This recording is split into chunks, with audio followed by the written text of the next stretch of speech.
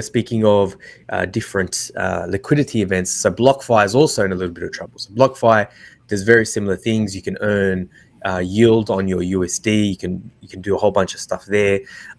Now we don't have a Fed. We don't have a bailout. And that's one of the problems slash interesting things of crypto, where we don't have someone to bail out. Actually, to be honest, bailing out is not good anyway, because it rewards bad players anyway. But Yeah. Sam Bankman-Fried, the head of FTX, he's kind of like acting like the Fed for crypto right now.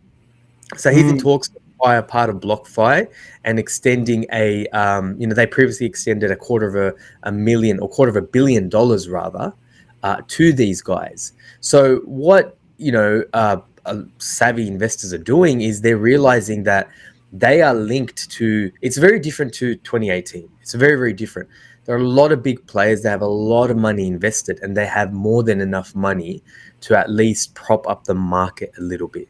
So, and this Mhm. is in part, this is fairly new news. This article is yesterday, but this news has been around for a week. This is one of the reasons why we've had a little bit of a bounce. This is one major reason why we've had a bounce, because the market can see, oh, okay, there is a little bit of certainty. So something interesting to note there. Your thoughts on that, Ahmed, before I move off?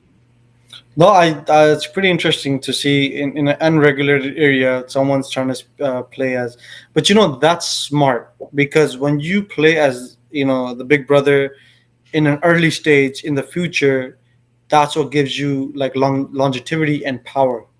You'll see in a lot of places where people who have helped the American government or who have bailed out certain banks, like BlackRock. Let's talk about BlackRock.